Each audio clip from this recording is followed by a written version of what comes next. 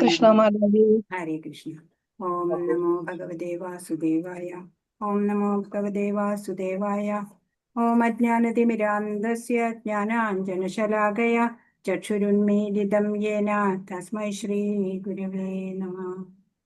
ശ്രീചൈതന്യമനോഭീഷ്ടം സ്ഥാപിതം യേന ഭൂതലേ സ്വയം രൂപകഥാ മഹ്യം ദദാതി സ്വപദാന്തികം. വന്ദേഹം ശ്രീഗുരോ ശ്രീയുതപദകമലം ശ്രീഗുരൂൻ വൈഷ്ണവാംശ്ച ശ്രീരൂപം സാഗ്രജാതം സഹഗണ രഘുനാഥാന്വിതം തം സജീവം സാദ്വൈതം സാവധൂതം പരിജനസഹിതം കൃഷ്ണചൈതന്യദേവം ശ്രീരാധാകൃഷ്ണപാദാൻ സഹഗണലളിതാ ശ്രീവിശാഖാന്വിതാംശ്ച. ഹേ കൃഷ്ണ കരുണാ സിന്ധോ ദീനബന്ധോ ജഗത്പതേ ഗോപേശ ഗോപികാകാന്ത രാധാകാന്ത നമോസ്തുതേ. തപ്തകാഞ്ചന ഗൗരാംഗീ ശ്രീരാധേ വൃന്ദാവനേശ്വരി വൃഷഭാനുസുതേ ദേവി പ്രണമാമി ഹരിപ്രിയേ.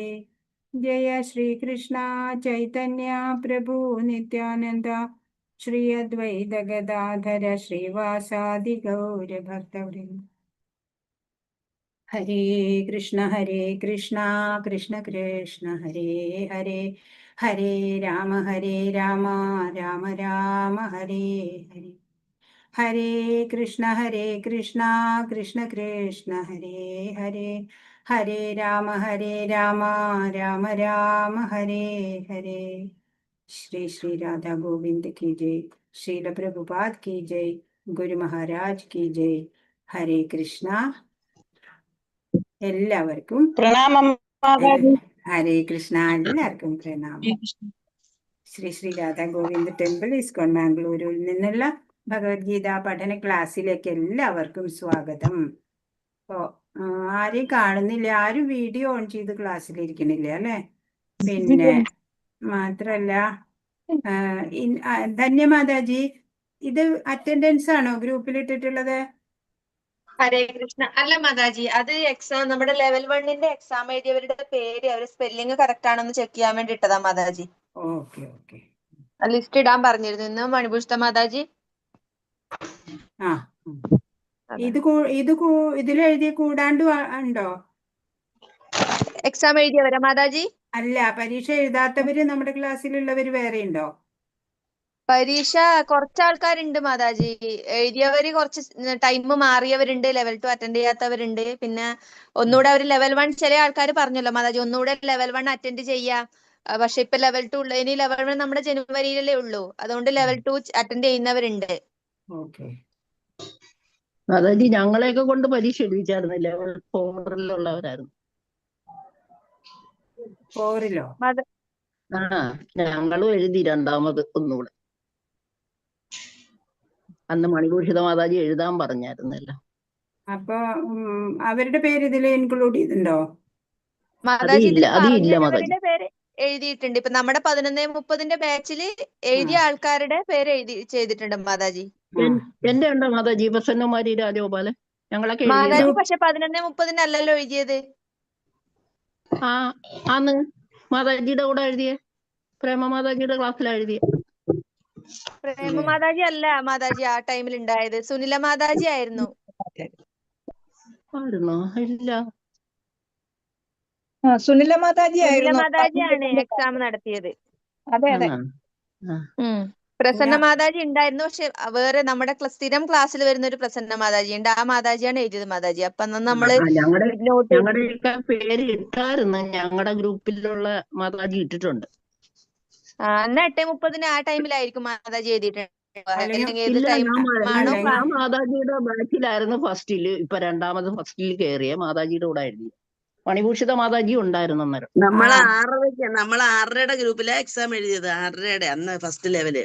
ഇപ്പം അതല്ല, ഫസ്റ്റ് ലെവലിന്റെ അല്ല, അത് ഞാൻ 6:30 എഴുതി. രണ്ടാമത് ഇപ്പൊ ഈ മാതാജിയുടെ കൂടെ ഇപ്പൊ കയറിയപ്പോ അത് 3 മണിക്കാവും മാതാജി. 3 മണിക്കല്ലേ? ആയില്ലല്ലോ. അല്ല, വസന്ത മാതാജി ഞാനും എല്ലാം കൂടെ എഴുതി. മണിഭൂഷിത മാതാജി എഴുതിച്ച ഓർമ്മയുണ്ടോ? നമ്മൾ ലെവൽ ഫസ്റ്റ് ലെവലിന്റെ ലെവൽ 2 അല്ല, ഫസ്റ്റാ. ലെവൽ 2 അല്ല, ലെവൽ 2 തുടങ്ങുന്നല്ലേ ഉള്ളു ഇപ്പം. 16 ശ്ലോകമല്ലേ നമ്മൾ കണ്ടത്? അതെ അതെ അതെ ആ എടുത്തു. അജ്ഞാനത്തെ നശിപ്പിക്കുന്ന ജ്ഞാനം കൊണ്ട് ഒരാൾ പ്രകാശിതനാവുമ്പോൾ പകൽ സമയത്ത് സൂര്യൻ എല്ലാം പ്രകാശിപ്പിക്കുന്നത് പോലെ അയാളുടെ ജ്ഞാനമെല്ലാം വെളിപ്പെടുത്തുകയും ചെയ്യും. അല്ലെ? അജ്ഞാന അന്ധകാരത്തിനെ സൂര്യപ്രകാശം മാറ്റുന്നത് പോലെ ജ്ഞാനം കൊണ്ട് അജ്ഞാനത്തിന് ഇരുളടഞ്ഞ ആ അജ്ഞാനത്തിനെ മുഴുവനും ജ്ഞാനപ്രകാശം കൊണ്ട് മാറ്റാൻ പറ്റും എന്ന് നമ്മൾ പഠിച്ചു. 17 തദ്ബുദ്ധയസ്തദാത്മാനസ്തന്നിഷ്ടാസ്തത്പരായണ ഗച്ഛന്ത്യ പുനരാവൃത്തിം ജ്ഞാനനിർധൂത കൽമഷ. ബുദ്ധിയും മനസ്സും വിശ്വാസവും ആശ്രയവും എല്ലാം പരമ്പൊരുളിൽ, അതായത് കൃഷ്ണനിൽ ഉറപ്പിച്ചു നിർത്തുമ്പോൾ പരിപൂർണ ജ്ഞാനത്താൽ സംശയങ്ങൾ ഒഴിഞ്ഞ് മുക്തിമാർഗത്തിൽ മുന്നേറുന്നു. നമ്മുടെ മനസ്സ്, ബുദ്ധി, വിശ്വാസം, ആശ്രയം എല്ലാം ഭഗവാനിൽ ഉറപ്പിച്ചു നിർത്താൻ സാധിക്കുക.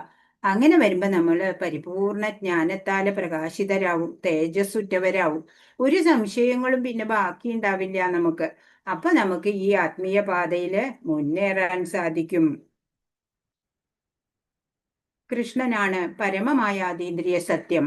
ഭഗവാൻ താനാണ് എന്ന കൃഷ്ണന്റെ പ്രഖ്യാപനമാണ് ഭഗവത്ഗീതയുടെ കേന്ദ്ര ബിന്ദു. ഭഗവാനെ കുറിച്ച് പറഞ്ഞു തരാൻ അധികാരിയായിട്ട് ഭഗവാൻ മാത്രമേ ഉള്ളൂ, അല്ലെ? എല്ലാ ഉപനിഷത്തുക്കളും പറയുന്നുണ്ട് ഭഗവാൻ, ആ പരമാത്മാവ് അരൂപിയല്ല, ഭഗവാന് രൂപമുണ്ട് എന്ന് പറയുന്നുണ്ട്. ഭഗവത്ഗീത പറയുന്നു ആ പ്രഭു, ഭഗവാൻ പ്രഭു ശ്രീകൃഷ്ണനാണ് എന്ന് ഭഗവത്ഗീത നമുക്ക് പറഞ്ഞു തരുന്നു. ഇവിടെ ഭഗവാൻ ഭഗവത്ഗീതയിൽ പറയുന്നുണ്ട് ഞാനാണ് എല്ലാത്തിൻ്റെയും ഉറവിടം, ഞാനാണ് സുപ്രീം എന്നെല്ലാം പറയുമ്പോ ഭഗവാൻ മേനി നടിക്കുന്നതല്ല. ഭഗവാനെ കുറിച്ച് പറഞ്ഞു തരാൻ അവകാശിയായിട്ട്, അർഹതയുള്ളതായിട്ട് ഭഗവാൻ മാത്രമേ ഉള്ളൂ. കാരണം ഭഗവാനാണ് ആദിമനായിട്ടുള്ളത്. വേറൊരാൾക്ക് ഭഗവാനെ കുറിച്ച് വ്യക്തമായിട്ട് അറിവില്ല, അല്ലെ? മഹർഷിമാർക്കോ ദേവന്മാർക്കോ പോലും ഭഗവാനെ അറിഞ്ഞുകൂടാ എന്ന് ഭഗവാൻ പറയുന്നുണ്ട്. അപ്പോ ഭഗവാനെ കുറിച്ച് നമ്മൾക്ക് പരിപൂർണ ജ്ഞാനമുണ്ടെങ്കിലാണ് നമുക്ക് ഭഗവാനെ ആശ്രയിക്കാനും ഭഗവാനിൽ ശ്രദ്ധ കേന്ദ്രീകരിച്ച് ആത്മീയ പാതയിൽ മുന്നേറാനും സാധിക്കുള്ളൂ. അതിനുവേണ്ടി ഭഗവാൻ പറഞ്ഞു തരികയാണ് താനാണ് ഭഗവാൻ എന്നുള്ള ആ കൃഷ്ണന്റെ പ്രഖ്യാപനം. അതാണ് ഭഗവത്ഗീതയുടെ കേന്ദ്ര ബിന്ദു. മനസ്സും ബുദ്ധിയും വിശ്വാസവും എല്ലാം കൃഷ്ണനെ ആശ്രയിച്ചിരിക്കുന്നുവോ, അഥവാ ആരാണോ തികച്ചും കൃഷ്ണാവബോധത്തിൽ ഉറച്ചു നിൽക്കുന്നത് അയാളുടെ സംശയങ്ങളെല്ലാം നീങ്ങുകയും അതീന്ദ്രിയ വിഷയങ്ങളെക്കുറിച്ച് പരിപൂർണ ജ്ഞാനം ഉദിക്കുകയും ചെയ്യും. അപ്പൊ നമ്മുടെ മനസ്സ്, ബുദ്ധി, വിശ്വാസം, ആശ്രയം എല്ലാം ഒരേ ഒരാളേ ഉള്ളൂ, ശാശ്വതനായിട്ടുള്ള ആ ആള്. മറ്റേ നമ്മുടെ ഈ ബന്ധുക്കള്, അച്ഛൻ, അമ്മ, ഭർത്താവ്, ഭാര്യ, മക്കള് എന്നൊക്കെ പറയണത് അവരൊക്കെയും നമ്മളെ പോലെ തന്നെ അല്ലേ? ശാശ്വതരല്ല അവരൊക്കെയും. അപ്പൊ ശാശ്വതമായ ഒന്നിനാണ് നമ്മൾ ആലംബം കണ്ടെത്തേണ്ടത്. എന്നാൽ മാത്രമാണ് നമുക്ക് ശാശ്വത സുഖം ഉണ്ടാവുള്ളൂ, അല്ലേ? ഇവരൊക്കെയും തന്നെ നശ്വരമായിട്ടുള്ള നമ്മുടെ ചുറ്റുമുള്ളവരെ ബന്ധുക്കളാണെങ്കിലും. അപ്പൊ അങ്ങനെ ആ നശ്വരമായിട്ടുള്ള ഒരാൾക്ക് നമ്മളെ ശാശ്വത സുഖത്തിലേക്ക് എത്തിക്കാൻ സാധിക്കില്ല. അത് മനസ്സിലാക്കി ഭഗവാനിലെ എല്ലാ ശ്രദ്ധയും കേന്ദ്രീകരിക്കാനും മനസ്സുറപ്പിക്കാനും ഭഗവത് അർപ്പണമായി കർമ്മം ചെയ്യാനും എല്ലാം നമുക്ക് സാധിക്കണം. അപ്പോഴാണ് നമുക്ക് എല്ലാ സംശയങ്ങളും നീങ്ങിയിട്ട് പരിപൂർണ ജ്ഞാനം ഉദിക്കും. അതോടുകൂടി നമ്മൾ സദാ ഭഗവത് സേവന നിരതരാവും ചെയ്യും. അങ്ങനെയാണ് നമ്മുടെ പുരോഗതി ഉണ്ടാവുക.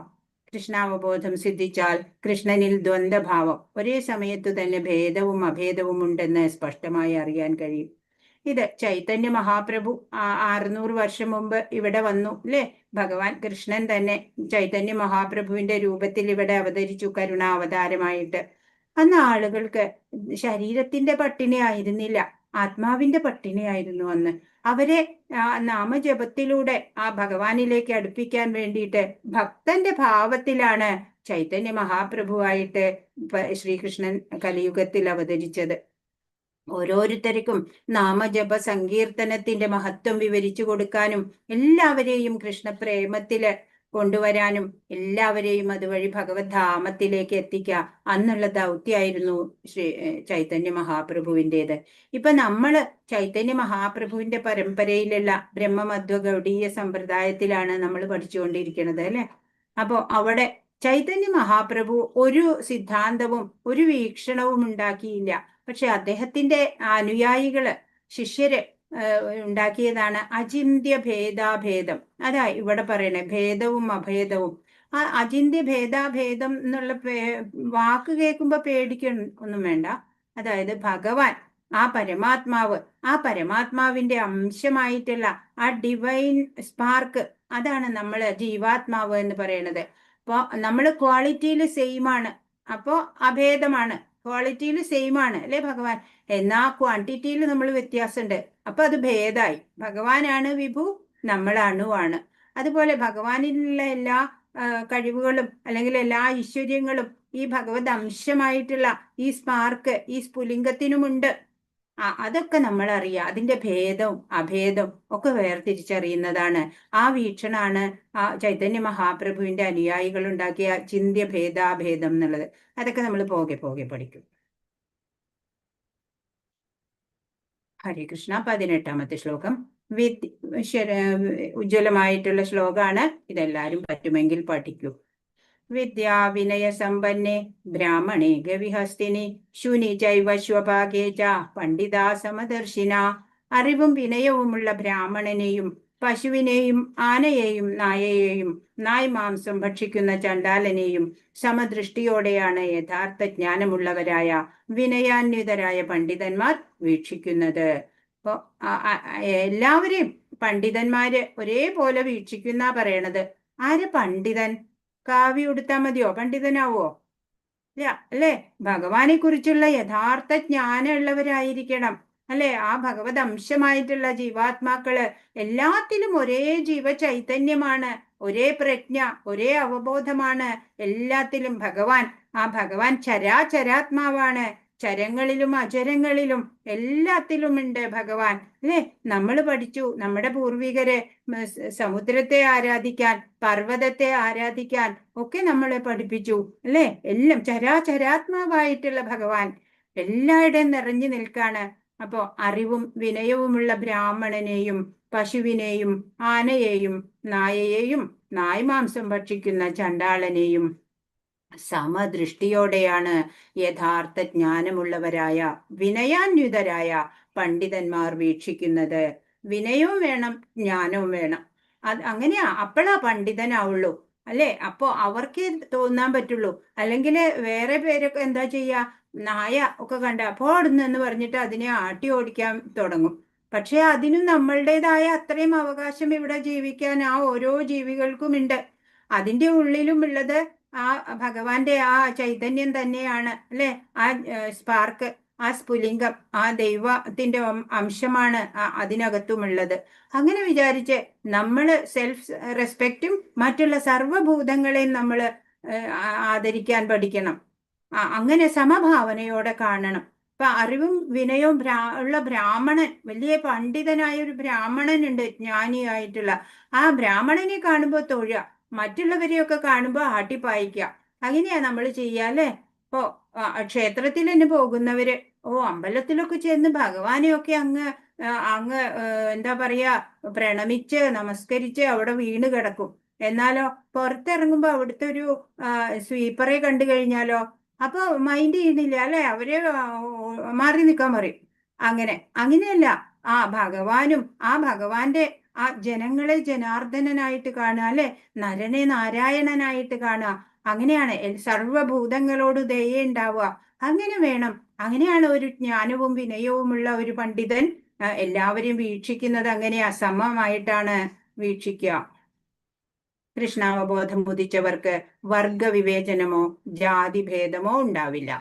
ശ്രീ ഭഗവാൻ പരമാത്മാവെന്ന സമ്പൂർണ്ണ അംശത്താൽ സർവ്വജീവജാലങ്ങളുടെയും ഹൃദയത്തിൽ കുടികൊള്ളുന്നുവെന്ന ബോധമുദിച്ചതുകൊണ്ടും ഭഗവാനുമായി അവർക്ക് ബന്ധമുള്ളതുകൊണ്ടുമാണ് വിനയാന്വിതരായ പണ്ഡിതന്മാർ സമദൃഷ്ടിയോടെ വീക്ഷിക്കുന്നത്. അവർക്കറിയാം അല്ലെ, സർവ്വജീവികളുടെയും ഹൃദയ അന്തർഭാഗത്ത് ആ ഹൃദയ ഗുഹയില് ഭഗവാൻ പരമാത്മാരൂപേണ കുടികൊള്ളുന്നുണ്ട് എന്ന്. ഭഗവാൻ ആ പരമാത്മാവെന്നുള്ള സമ്പൂർണ്ണ അംശത്താലാണ് കുടികൊള്ളുന്നത്. അത് അവർക്ക് അറിയുന്നത് കൊണ്ട് ആ ഭഗവാനെ വണങ്ങുന്ന പോലെ തന്നെ മറ്റുള്ള ജീവികളെ. പരമാത്മാവ് സർവ്വ ശരീരങ്ങളിലും ഉണ്ടെന്നിരിക്കെ ഒരേ ഒരു പ്രത്യേക ശരീരത്തിൽ മാത്രമാണ് ജീവാത്മാവ് കുടികൊള്ളൂ എന്ന കൃഷ്ണാവബോധം സിദ്ധിച്ച ഒരാൾക്ക് ഇത് വ്യക്തമായി അറിയാം. അപ്പൊ ഒരേ ഒരു ശരീരത്തിൽ മാത്രമല്ല എന്നാണ് ഇവിടെ വേണ്ടത് കേട്ടോ. എല്ലാ ശരീരത്തിലുമുണ്ട് പരമാത്മാവായിട്ട്, സർവ്വ ശരീരങ്ങളിലുമുണ്ട്. അല്ലാതെ ഒരു പ്രത്യേക ശരീരത്തിൽ മാത്രം ഭഗവാൻ ഉണ്ടാവുക, ജീവാത്മാ അങ്ങനെയല്ല. ചരത്തിലുണ്ട് അചരത്തിലുണ്ട് ജീവാത്മാവ്, ഭഗവത് അംശമായിട്ടുള്ള ജീവാത്മാവ് അനങ്ങുന്ന സംഗതികളിലുണ്ട്. മരങ്ങളിലോ ചെടികൊടികളിലോ പർവ്വതങ്ങളിലോ കല്ലിലോ എല്ലാത്തിലുമുണ്ട് ഭഗവാൻ കുടികൊള്ളുന്നുണ്ട്. ചരാചരാത്മാവായിട്ട്. ഇപ്പോ ജീവാത്മാവിനും പരമാത്മാവിനും പൊതുവിലുള്ള സവിശേഷത അവബോധമുള്ള അവസ്ഥയും സച്ചിദാനന്ദ സ്വഭാവവും അത്രേ. സത്ത് ചിത്ത് ആനന്ദം ആണ് ഈ ഭഗവാന്റെ വിശേഷത, സ്വഭാവം. അതൊക്കെ നമ്മളിലും ഉണ്ട് അല്ലെ. നമ്മൾ സുഖം അന്വേഷിച്ച് വേറെ ഓരോ സ്ഥലത്ത് നോക്കി നടക്കുക. സന്തോഷം, അവരാണ് എനിക്ക് സന്തോഷം തരിക, ഇവരുണ്ടെങ്കിലാണ് എനിക്ക് ആനന്ദം കിട്ടുക എന്ന് പറഞ്ഞിട്ട് അവരുടെ പിന്നാലെ നടക്കും. അവർക്ക് അത് തരാൻ പറ്റിയില്ലെങ്കിലോ അപ്പൊ സങ്കടായി അല്ലെ. പക്ഷെ നമ്മുടെ ഉള്ളിൽ തന്നെ ഉണ്ട് ഇതൊക്കെ. നമ്മള് ആത്മാരാമനാവുക വേണ്ടു. നമ്മുടെ ഉള്ളിലുള്ള അന്തര്യാമിയായ ഭഗവാനെ അറിയാൻ ശ്രമിച്ചാല് നമ്മൾക്ക് പരമാനന്ദായി. മറ്റൊരാളെ ആശ്രയിക്കേണ്ട ആവശ്യമില്ല. അതാ പറയണേ, ആശ്രയവും വിശ്വാസവും എല്ലാം ഭഗവാനിൽ ഉറപ്പിച്ചാൽ മാത്രം മതി. വേറെ ആരെയും നമുക്ക് ആശ്രയിക്കേണ്ടതില്ല. 19. ഇഹൈവതൈർജിത സർഗോ യേഷാം സാമ്യേ സ്ഥിതം മന നിർദോഷം ഹി സമം ബ്രഹ്മ തസ്മാത് ബ്രഹ്മണി തേ സ്ഥിത. ആരുടെ മനസ്സ് സമഭാവനയിൽ ഉറച്ചു നിൽക്കുന്നുവോ അവർ ജനന മരണ അവസ്ഥയെ ജയിച്ചു കഴിഞ്ഞു. അവർ ബ്രഹ്മത്തെ പോലെ ദോഷമറ്റവരാണ്.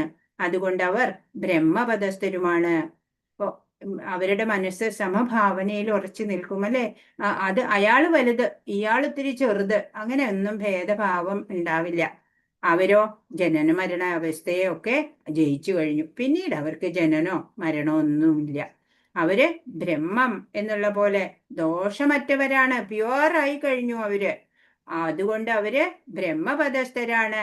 ബ്രഹ്മപദത്തിന് അവര് അർഹരായി. പിന്നെ അപ്പൊ നമുക്ക് എന്താണ് വേണ്ടത്? സർവഭൂതദയ, എല്ലാവരെയും സമമായി കാണാനുള്ള മനസ്സ് അല്ലെ. എല്ലാവരിലും കുടികൊള്ളുന്ന ആ ഭഗവത് ചൈതന്യത്തെ മനസ്സിലാക്കി നമിക്കാനുള്ള ആ ഒരു ഭാവം, അതാണ് വേണ്ടത്. അങ്ങനെ മനസ്സിലാക്കി ജീവിച്ചാല് നമുക്ക് ബ്രഹ്മപദത്തിന് അർഹരായി നമ്മൾ എന്നാണ്. 19. മനസ്സിന്റെ സമനില ആത്മസാക്ഷാത്കാരത്തിന്റെ ലക്ഷണമാണ്. ആത്മജ്ഞാനത്തിലൂടെ സമഭാവനയിലേക്ക് ഉയരുമ്പോൾ ആ ബദ്ധാവസ്ഥയിൽ നിന്ന് മുക്തനാവും. പിന്നെ ആ ജീവന് ഭൗതിക ലോകത്തിൽ പിറവിയില്ല. അപ്പൊ ആത്മജ്ഞാനം നേടി സമഭാവനയിലേക്ക് നമ്മൾ ഉയരാം. അങ്ങനെ വരുമ്പോ നമ്മൾ ഈ ഭൗതിക ബന്ധനത്തിൽ നിന്നൊക്കെ മോചിതരാവും. പിന്നെ ആ ജീവന് ഇവിടെ ജനിക്കേണ്ടതില്ല. രാഗദ്വേഷങ്ങളില്ലാത്തതിനാൽ ഭഗവാൻ ദോഷരഹിതനാണ്. പിന്നെ ആ ആൾക്ക് ചിലതിനോട് ഇഷ്ടോ ചിലതിനോട് ദേഷ്യം അങ്ങനെ ഒന്നുമില്ല അല്ലെ. അതുകൊണ്ട് തന്നെ ഭഗവാൻ ദോഷരഹിതനാണ് എന്നതുപോലെ ആ ഭഗവത് തുല്യമായിട്ടുള്ള ദൈവിക ഗുണങ്ങളുള്ള ആ ജ്ഞാനിയും ദോഷരഹിതൻ, പ്യുവറാവും. രാഗദ്വേഷങ്ങൾ ഒഴിഞ്ഞ ജീവനും അതേവിധം ദോഷരഹിതനും പരവ്യോമം പോകാൻ അർഹനുമാകുന്നു. ഇപ്പൊ രാഗം ദ്വേഷം ഇതൊക്കെ മാറ്റി നിർത്തിയാല് നമ്മള് ജീവാത്മാക്കളും ദോഷരഹിതരാവും. അവർക്ക് പരമപദം പോകാനുള്ള അർഹതയും ലഭിക്കും. 20. ന പ്രഹൃഷ്യത് പ്രിയം പ്രാപ്യ നോദ്യുജേത് പ്രാപ്യ ചാപ്രിയം സ്ഥിരബുദ്ധിരസമ്മൂഢോ ബ്രഹ്മവിദ് ബ്രഹ്മണി സ്ഥിത. ആനന്ദത്തിൽ ആഹ്ലാദിക്കുകയോ ആനന്ദകരമല്ലാത്തവയിൽ ദുഃഖാവിഷ്ടനാവുകയോ ചെയ്യാതെ സ്ഥിരബുദ്ധിയോടെ അസംഭ്രാന്തനായി ദൈവശാസ്ത്രജ്ഞാനിയായി ജീവിക്കുന്നവൻ ഭൗതികാതീതൻ തന്നെ. ഇപ്പൊ സന്തോഷമുള്ള കാര്യങ്ങൾ വരുമ്പോ വല്ലാതെ അങ്ങ് തുള്ളിച്ചാടുക അല്ലെ. അതുപോലെ ആനന്ദകരമല്ലാത്തതും നമുക്ക് സംഭവിക്കുമല്ലേ. സുഖം ദുഃഖം ഒക്കെ വരും. അപ്പൊ അങ്ങനെ ദുഃഖമുള്ള കാര്യങ്ങൾ വരുമ്പോഴോ തകർന്നടിഞ്ഞ് ആകെ വീണുപോയി തളർന്ന്. അങ്ങനെ ചെയ്യാതെ സ്ഥിരബുദ്ധി ഉണ്ടാവുക. സുഖം ദുഃഖം ഇത് ഏതായാലും ഒരുപോലെ നേരിടാൻ സാധിക്കുക, ദ്വന്ദ്ങ്ങളെ അതിജീവിക്കുക, ദ്വന്ദ്വാതീതൻ എന്നൊക്കെ പറയും. അങ്ങനെ ഏത് സാഹചര്യത്തിലും അസംഭ്രാന്തനായിരിക്കുക, ഒരു സംഭ്രാന്തിയില്ല, വിഭ്രമൊന്നുമില്ല. അങ്ങനെ ദൈവശാസ്ത്രജ്ഞാനിയായിട്ട് ഭഗവാനെ കുറിച്ച് കൂടുതൽ അറിയാൻ ശ്രമിക്കുക. പലതും നമ്മുടെ ജീവിതത്തിൽ വരുമല്ലേ. ശ്രീല പ്രഭുപാദ് പറയും, ആളിക്കത്തുന്ന കാട്ടുതീ പോലെയാണ് നമ്മുടെ ജീവിതത്തിലെ ഓരോ ഘട്ടങ്ങൾ, ഇങ്ങനെ ഓരോ ദുർഘടങ്ങൾ വന്നു ചേരുക. നമുക്കൊന്നും അതിന് നിയന്ത്രണമില്ല. ആ സമയത്തൊക്കെയും സംഭ്രാന്തരാവാതെ ആ ഭഗവാനിലുള്ള ഉറച്ച വിശ്വാസത്തോടെ നേരിടുക എല്ലാ സിറ്റുവേഷനെയും. അങ്ങനെയാണ് ദൈവശാസ്ത്രജ്ഞാനിയായിട്ടുള്ള ഒരാൾ ചെയ്യുക. അങ്ങനെ ജീവിക്കണ ഒരാള് ഈ ലൗകികതയിലല്ല, അയാള് ഭൗതികത്തിന്റെ അതീതനായി ഈ ഭൗതികതയിൽ നിന്ന് മേലോട്ട് വന്നു. അപ്പൊ മേലോട്ട് വരുമ്പോ എന്താ, ഈ ഭൗതികതയിലുള്ള ക്ലേശങ്ങളൊന്നും അയാളെ ബാധിക്കില്ല. പിന്നെ അയാള് മുകളിലേക്ക് ഉയർന്നു അല്ലെ, ഉന്നത തലത്തിൽ എത്തുമ്പോ ഈ ഭൗതികയിലുള്ള ഈ താപത്രയങ്ങള്, ജനിമൃതികള്, ഇതൊന്നും പിന്നെ അയാളെ ബാധിക്കുന്നില്ല.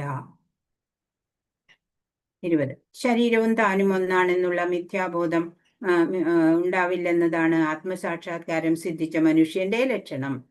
താൻ ഈ കാണുന്ന ദേഹമല്ലെന്നും ഭഗവാന്റെ ഒരു അംശമാണെന്നും അയാൾക്ക് നല്ലവണ്ണം അറിയാം. അതുകൊണ്ട് ഏതെങ്കിലും ഒരു നേട്ടത്തിൽ മതിമറന്ന് ആഹ്ലാദിക്കില്ല. ഭഗവത് അംശമാണ് അല്ലെ, ഭഗവാൻ എന്താണോ നമുക്ക് അർഹമായത് തരുന്നത് അത് സന്തോഷപൂർവ്വം സ്വീകരിക്കുക, അത്രേ ഉള്ളൂ. ശാരീരികമായി തനിക്ക് ബന്ധപ്പെട്ടത് എന്തെങ്കിലും നഷ്ടമായാൽ ദുഃഖിക്കുകയുമില്ല. മാനസികമായ ഈ ദാർഢ്യമാണ് സ്ഥിരബുദ്ധി അഥവാ സ്വബുദ്ധി. അപ്പോ നമുക്ക് ബന്ധപ്പെട്ട എന്തെങ്കിലും വസ്തുവോ ആളോ ഒക്കെ നഷ്ടപ്പെടുകയാണെന്നുണ്ടെങ്കിൽ ദുഃഖിക്കുമില്ല. അങ്ങനെ ശാസ്ത്രജ്ഞാനിയായിട്ടുള്ള ഒരാള്, ഭഗവാനില് വിശ്വാസമുള്ള ഒരാള് അങ്ങനെ ചെയ്യില്ല. അവര് മാനസികമായിട്ട് നല്ല ബലം കിട്ടിയവരാ.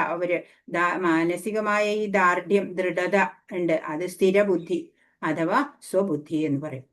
സർവവിധേനയും പരമപുരുഷനോട് താതാത്മ്യം നേടാമെന്ന വ്യാമോഹത്തോടെ അതിന് ശ്രമിക്കാതെ തന്റെ മൂലസ്വരൂപം എന്തെന്ന് അയാൾ മനസ്സിലാക്കുന്നു. ബ്രഹ്മസാക്ഷാത്കാരം അഥവാ ആത്മസാക്ഷാത്കാരം. ഇപ്പോ ഭഗവാനോട് തുല്യനാവാൻ, താതാത്മ്യം നേടാം എന്ന മോഹത്തിൽ പ്രവർത്തിക്കുന്നില്ല അല്ലെ ഒരു ജ്ഞാനിക്കറിയാം എന്റെ മൂലസ്വരൂപം എന്താണ്, ഭഗവാന്റെ നിത്യദാസത്വമാണ്, ഭഗവാന്റെ ആശ്രിതത്വം, ഭഗവാന്റെ സേവനം, അതാ എന്റെ ഡ്യൂട്ടി എന്ന് അയാൾക്ക് നല്ല ബോധ്യം ഉണ്ടാവും. ബ്രഹ്മസാക്ഷാത്കാരം അഥവാ ആത്മസാക്ഷാത്കാരം. അയാൾക്കറിയാം ബ്രഹ്മസാക്ഷാത്കാരം അതാണ് ഈ മനുഷ്യ ജന്മത്തിന്റെ ലക്ഷ്യം. ഈ സ്ഥിരമായ ബോധത്തെ കൃഷ്ണാവബോധം എന്ന് പറയും. ഇതിനെയാണ് കൃഷ്ണാവബോധം എന്ന് പറയാം. 21 ബാഹ്യസ്പർശേഷ്വസക്താത്മാ വിന്ദത്യാത്മനി സുഖം സ ബ്രഹ്മയോഗയുക്താത്മാ സുഖമക്ഷയമശ്നുതേ. മുക്തനായ ഒരാൾക്ക് ഭൗതികമായ ഇന്ദ്രിയ സുഖങ്ങളിൽ ആസക്തി ഉണ്ടാവില്ല. അയാൾ സമാധി പൂണ്ട് ആത്മാവിൽ തന്നെ എപ്പോഴും ആനന്ദം അനുഭവിക്കുന്നു. അയാള് എന്താ ചെയ്യാ, മുക്താത്മാക്കളായി കഴിഞ്ഞാൽ നമ്മളൊക്കെ ഇപ്പൊ ബദ്ധാത്മാക്കളാ, ബദ്ധരായി കിടക്കുകയാണ് ഈ ഭൗതിക ലോകത്തില്, കർമ്മങ്ങളാലെ ബന്ധിപ്പിക്കപ്പെട്ടിരിക്കുക. എന്നാ അതിന്നൊക്കെ ഒരു ലെവല് മുകളിലേക്ക് പോയി അലൗകികതയിലേക്ക് പോവുക, മുക്തനാവുക. അങ്ങനെയുള്ള ഒരാൾക്ക് പിന്നെ ഇവിടുത്തെ ഈ ഭൗതികമായിട്ടുള്ള ഇന്ദ്രിയ സുഖങ്ങളിൽ ഒന്നും ഒരു ആഗ്രഹം ഉണ്ടാവില്ല. അയാള് സമാധി പൂണ്ട്, സമാധി എന്ന് പറഞ്ഞാൽ ഭഗവാനുമായി നേരിട്ട് സമ്പർക്കം കിട്ടുകയാണ് അല്ലെ, ഭഗവാനുമായി അസോസിയേറ്റഡ് ആയി കഴിഞ്ഞു. അങ്ങനെ സമാധി പൂണ്ട് ആത്മാവിൽ തന്നെ എപ്പോഴും ആനന്ദം അനുഭവിക്കുന്നു. നമ്മുടെ ഉള്ളിൽ തന്നെ ഉണ്ട് അല്ലേ, നമ്മൾ സച്ചിത്ത ആനന്ദമാണ്, സച്ചിദാനന്ദം നമ്മളുടെ ഉള്ളിലുണ്ട്. സുഖം, സമാധാനം, ആനന്ദം, അതൊക്കെ നമ്മൾ മൂടി വെച്ചിരിക്കുക. ഓരോ കാമത്താലും പ്രകൃതി ഗുണങ്ങളാലും മായയാലും ഒക്കെ മൂടപ്പെട്ടിരിക്കുക. അതുകൊണ്ട് നമ്മൾക്ക് തോന്നും പുറത്താണ് ആനന്ദമൊക്കെ ഉള്ളത്, അവനാണ് എനിക്ക് ആനന്ദം തരാൻ പോകുന്നത്, ഇവളാണ് എനിക്ക് സന്തോഷം തരിക എന്നൊക്കെ പറഞ്ഞ് നമ്മൾ ഇങ്ങനെ പാടുപെടും അല്ലേ. എന്നിട്ടോ നിരാശ മാത്രം കിട്ടും. അപ്പോ ഇങ്ങനെ ഭഗവാനെ കുറിച്ചിട്ട് പൂർണ്ണജ്ഞാനം, ദൈവശാസ്ത്രജ്ഞാനിയായിട്ട് ഭഗവാനില് മനസ്സ് ബുദ്ധി എല്ലാം വെച്ച് ഭഗവാനിൽ മാത്രം വിശ്വാസം പൂണ്ട് കർമ്മം ചെയ്ത് ജീവിക്കുന്ന ഒരാൾക്ക് പരമാനന്ദം അനുഭവിക്കാൻ സാധിക്കും. ആത്മാവിൽ തന്നെ എപ്പോഴും പരമാനന്ദം അനുഭവിക്കും എന്നാണ്. ഹരേ കൃഷ്ണ. അപ്പൊ ഭൗതിക ഭോഗങ്ങളിൽ ലൈംഗിക സുഖമാണ് മുഖ്യം. അതിന്റെ മാസ്മര ശക്തിക്ക് വഴങ്ങിയാണ് ഈ പ്രപഞ്ചം തന്നെ പ്രവർത്തിച്ചു പോരുന്നത്. ആത്മസാക്ഷാത്കാരവും ലൈംഗിക സുഖവും ഒരിക്കലും പൊരുത്തപ്പെട്ടു പോകാറില്ല.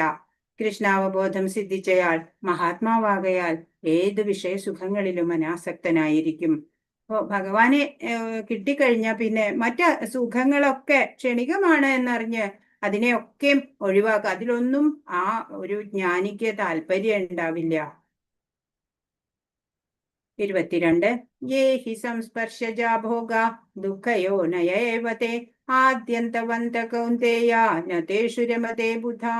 ബുദ്ധിമാൻ ഭൗതിക ഇന്ദ്രിയങ്ങളുമായുള്ള ബന്ധം മൂലം ഉണ്ടാകുന്ന ദുഃഖങ്ങളിൽ പങ്കുകൊള്ളാറില്ല. അല്ലയോ കുന്തിപുത്ര, ഭൗതിക സുഖങ്ങൾക്ക് ആദിയും അവസാനവും ഉള്ളത് കൊണ്ട് അവയിൽ ഒരിക്കലും ബുദ്ധിമാന്മാർ സന്തോഷം കൊള്ളുന്നില്ല. ബുദ്ധിമാൻ എന്ന് പറഞ്ഞാൽ ജ്ഞാനി, അല്ലെങ്കിൽ ഭക്തൻ, അല്ലെങ്കിൽ യോഗി, സ്ഥിതപ്രജ്ഞൻ, അങ്ങനെ പല പേരുകൾ പറയാം. ഭഗവാൻ ഓരോ സമയത്ത് ഓരോ പേരാ നമുക്ക് ഇവിടെ പറഞ്ഞു തരണേ. ഇപ്പൊ ബുദ്ധിമാൻ എന്താ ചെയ്യാ? ഭൗതിക ഇന്ദ്രിയങ്ങളുമായിട്ടുള്ള ബന്ധം മൂലം ഉണ്ടാകുന്ന ദുഃഖങ്ങളിൽ ഒന്നും പങ്കുകൊള്ളില്ല ബുദ്ധിമാനാണെങ്കിൽ. അതുകൊണ്ട് ഈ ഭൗതിക സുഖങ്ങൾക്കും ദുഃഖങ്ങൾക്കും ഒക്കെയും എല്ലാത്തിനും ആദ്യവും അവസാനവും ഉണ്ട്, അല്ലെ? ശാശ്വതമായിട്ടുള്ളതല്ല. അതുകൊണ്ട് ബുദ്ധിമാന്മാര് അതില് സുഖം വന്നാൽ അതിലൊന്നും സന്തോഷം കൊള്ളില്ല, ദുഃഖത്തിലാണെങ്കിലും പങ്കുകൊള്ളില്ല.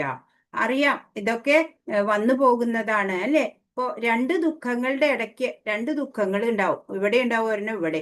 അതിന്റെ ഇടയ്ക്ക് കുറച്ചൊരു ക്ഷണിക ഒരു നിമിഷം നേരത്തെ സുഖം ഉണ്ടാവും. അത്രയാണ് ഈ ഭൗതികതയിൽ ഉണ്ടാവുക. മിസറി ടു മിസറി, അതിന്റെ നടുക്കുള്ള കുറച്ചൊരു സുഖം.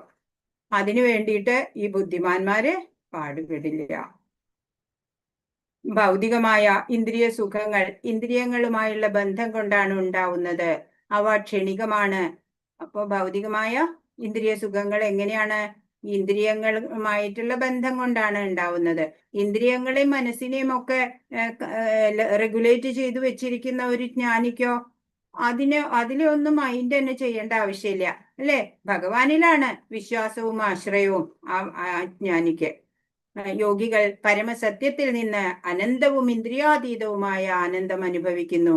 യോഗി അല്ലെങ്കിൽ ജ്ഞാനി, ബുദ്ധിമാൻ എന്നൊക്കെ ഭഗവാൻ ഓരോരോ സമയം ഓരോരോ പേര് പറയും, അല്ലെ? ഭക്തൻ, ആ ഭക്തൻ എന്താ ചെയ്യാ? ആ പരമസത്യത്തിൽ നിന്ന് തന്നെ അനന്തവും ഇന്ദ്രിയാതീതവുമായ ആനന്ദം അനുഭവിച്ചുകൊണ്ടിരിക്കുകയാണ് ഒരു ഭക്തൻ.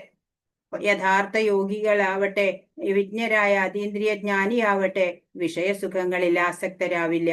അപ്പൊ അങ്ങനെയുള്ള ആ ഭക്തന്റെ തലത്തിലേക്ക് ഉയർന്ന വിജ്ഞാനിയായിട്ടുള്ള ഒരാള്, യോഗിയായിട്ടുള്ള ഒരാള് വിഷയസുഖത്തിൽ ഒരിക്കലും ആസക്തരാവില്ല.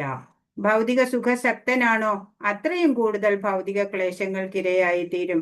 നമ്മൾ എത്രത്തോളം ഈ ഭൗതികതയോട് അറ്റാച്ച്ഡ് ആവുമോ അത്രയും കൂടുതൽ നമുക്ക് ദുഃഖം ഉണ്ടാവും.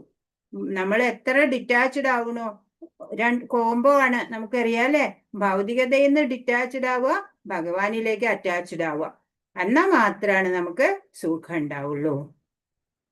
23 ശക്നോതി ഹൈവയസോടും പ്രാക് ശരീര വിമോക്ഷണാത് കാമക്രോധോദ്ഭവം വേഗ സയുക്ത സസുഖീ നര. ഈ ശരീരം ത്യജിക്കുന്നതിനു മുമ്പ് ഭൗതികമായ ഇന്ദ്രിയങ്ങളുടെ ത്വരയെ ചെറുക്കാനും കാമക്രോധങ്ങൾ നിയന്ത്രിക്കാനും സാധിക്കുന്ന ഒരാൾ നല്ല സ്ഥിതിയിൽ വർത്തിക്കുന്നു. അയാൾ ഈ ലോകത്തിൽ സന്തോഷവാൻ. എന്താ പറയണേ? ഈ മനുഷ്യ ജന്മം അമൂല്യമായത് നമുക്ക് കിട്ടിയിട്ടുണ്ട്. അപ്പൊ ഈ ശരീരം ത്യജിക്കുന്നതിന് മുമ്പ് നമ്മൾ എന്ത് ചെയ്യണം? ഭൗതിക ഇന്ദ്രിയങ്ങളുടെ ത്വരയെ ചെറുക്കണം. ഭൗതിക ഇന്ദ്രിയങ്ങൾ ഓരോ വിഷയങ്ങളിൽ വ്യാപരിച്ച് വീണ്ടും വീണ്ടും ആസക്തരായിട്ട് അതിലേക്ക് പോവുക. അതിനെയൊക്കെ ഒന്ന് കൺട്രോൾ ചെയ്യുക, കാമക്രോധങ്ങൾ നിയന്ത്രിക്കുക. അങ്ങനെ സാധിക്കുന്ന ആള് നല്ല നിലയിൽ വർത്തിക്കുന്ന ആളാണ്. ഈ മനുഷ്യ ജന്മത്തിന്റെ ലക്ഷ്യം മനസ്സിലാക്കിയ ആളാണ്. അയാൾ ഈ ലോകത്തിൽ തന്നെ സന്തോഷവാനാണ്. അങ്ങനെ മനസ്സിലാക്കിയിട്ട് എല്ലാത്തിനെയും കൺട്രോൾ ചെയ്ത്, അല്ലെ, ഒരു നിയന്ത്രിത ജീവിതം എന്ന് പറയും. അതിനാണ് നമ്മുടെ ആത്മീയ ആചാര്യൻ നമുക്ക് ഇതൊക്കെ പറഞ്ഞു തരുന്നത്. നാമം ജപിക്കുക, പിന്നെ യമനിയമങ്ങൾ പാലിക്കുക, അല്ലെ, ABCD ഫോർമുല ഫോളോ ചെയ്യുക, അല്ലെ, ആഹാരത്തിലൊക്കെ നിയന്ത്രണം, അങ്ങനെ ഒരു നിയന്ത്രിത ജീവിതം നയിക്കുക. അപ്പൊ നമ്മൾ ഈ മനുഷ്യ ജീവിതം ജന്മം കിട്ടിയിട്ട് അതിന്റെ സാഫല്യത്തിലേക്ക് കൊണ്ടുവരാൻ പറ്റും. നല്ല സ്ഥിതിയിൽ ഇവിടെ തന്നെ നമുക്ക് വർത്തിക്കാൻ പറ്റും. ലോകത്തില് സന്തോഷവാനായി ജീവിക്കാനും പറ്റും. 23 ആത്മസാക്ഷാത്കാരത്തിന്റെ വഴിയിൽ ശരിക്ക് മുന്നേറണമെങ്കിൽ ഒരാൾ ഭൗതിക ഇന്ദ്രിയങ്ങളുടെ പ്രാബല്യത്തെ നിയന്ത്രിച്ചേ തീരൂ. നമ്മുടെ എല്ലാ ഇന്ദ്രിയങ്ങളും പവർഫുൾ ആണ് അല്ലെ? മൃഗങ്ങളുടെ ഒക്കെ ഓരോ ഇന്ദ്രിയം മാത്രം പവർഫുൾ ആയിരിക്കെ നമ്മളുടെ 5 ഇന്ദ്രിയങ്ങളും വളരെ പവർഫുൾ ആണ്. ഓരോരോ വിഷയങ്ങളിൽ പെട്ടെന്ന് ചെന്ന് കുടുങ്ങിപ്പോകാൻ സാധ്യതയുണ്ട്. അപ്പൊ നമ്മൾ വളരെ കോഷ്യസ് ആയിട്ട് ജീവിക്കണം. ഒരാൾ ആത്മസാക്ഷാത്കാരത്തിന്റെ വഴിയിൽ ശരിക്കും മുന്നേറണമെങ്കിൽ ഒരാൾ ഭൗതിക ഇന്ദ്രിയങ്ങളുടെ പ്രാബല്യത്തെ നിയന്ത്രിക്കണം. വാക്ക്, മനസ്സ്, ഉദരം, ജനനേന്ദ്രിയം, രസന, ക്രോധം ഇവയ്ക്കെല്ലാം ഉണ്ട് ഗണ്യമായ ശക്തി. എല്ലാം വളരെ ശക്തിമാന്മാരാ.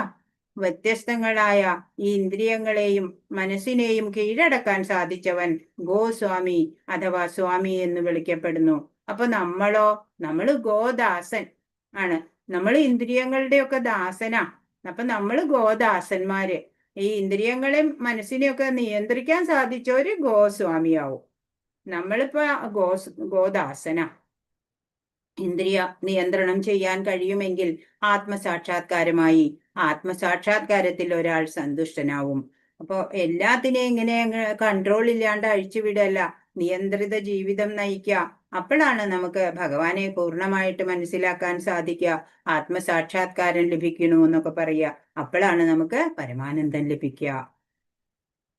24 യോന്തസുഖോന്തരാമസ്തദാന്തർജ്യോതിരേവയ സയോഗി ബ്രഹ്മനിർവാണം ബ്രഹ്മഭൂതോധിഗച്ഛതി. ഊർജ്ജസ്വലനും ആനന്ദവും സുഖവും തന്നിൽ തന്നെ കുടികൊള്ളുന്നവനുമായ ഒരാളാണ് അന്തർമുഖനായ തികഞ്ഞ യോഗി. ആരാണ് യോഗി?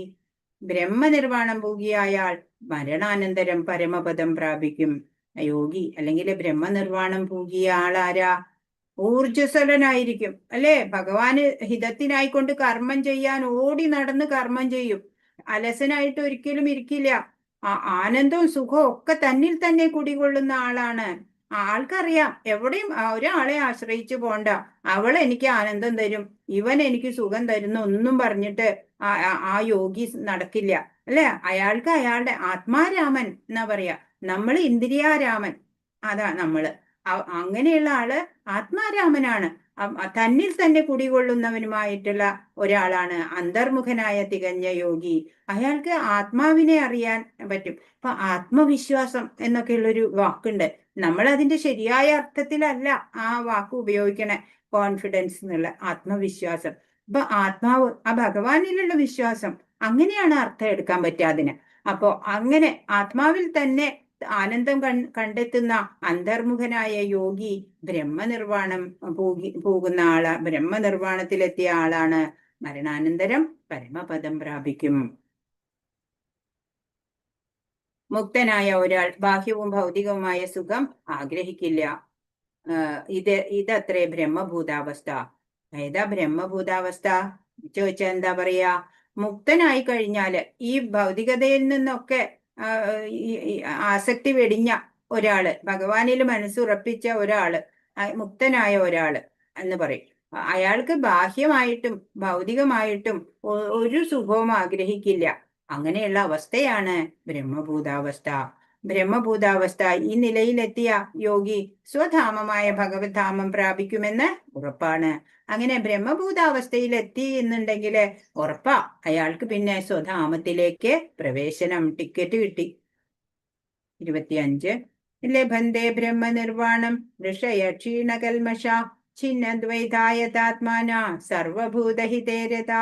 സംശയങ്ങളിൽ നിന്ന് ഉത്ഭവിക്കുന്ന ദ്വന്ദ്ങ്ങൾക്ക് അതീതരായവരും മനസ്സ് തന്നിൽ തന്നെ വ്യാപരിക്കുന്നവരും എപ്പോഴും സകല ജീവജാലങ്ങളുടെയും ക്ഷേമ ഐശ്വര്യ പ്രവർത്തനങ്ങളിൽ തിരക്കിട്ട് പ്രവർത്തിച്ചു കൊണ്ടിരിക്കുന്നവരും സർവപാപങ്ങളിൽ നിന്ന് മോചനം നേടിയവരുമായിട്ടുള്ളവർ ബ്രഹ്മനിർവാണം പോകുന്നു. ആരാണ് ബ്രഹ്മനിർവാണം പോകുക എന്നുള്ള ചോദ്യത്തിന് ഉത്തരം ഇവിടെ കിട്ടുന്നുണ്ട്. എത്ര കാര്യങ്ങൾ ചെയ്യണം? സംശയങ്ങളിൽ നിന്ന് ഉത്ഭവിക്കുന്ന ദ്വന്ദ്ങ്ങൾക്ക് അതീതരാവണം. ദ്വന്ദ്ങ്ങളൊന്നും നമ്മളെ ബാധിക്കരുത്. സുഖം, ദുഃഖം, ജയം, പരാജയം, മാനം, അപമാനം, നിന്ദ, സ്തുതി, അങ്ങനെ ദ്വന്ദ്ങ്ങൾ പലതുണ്ട്. അതിന്റെയൊക്കെ അതീതരാവണം, ദ്വന്ദ്വാതീതരാവുക. പിന്നെയോ മനസ്സ് തന്നിൽ തന്നെ വ്യാപരിക്കുന്നവരാവുക. നമ്മള് ആത്മാരാമനാവുക അല്ലെ? തന്നെ മനസ്സിൽ തന്നിൽ തന്നെ ഉള്ളിലേക്ക് തിരിയുക. കണ്ണൊക്കെ ഇന്ദ്രിയം പുറത്തേക്ക് തുറന്നു വെക്കുകയല്ല, ഉള്ളിലേക്ക് അകക്കണ്ണില് കൂടെ ഭഗവാനെ കാണുക. എപ്പോഴും സകല ജീവജാലങ്ങളുടെയും ക്ഷേമ ഐശ്വര്യ പ്രവർത്തനങ്ങളിൽ തിരക്കിട്ട് പ്രവർത്തിക്കുക.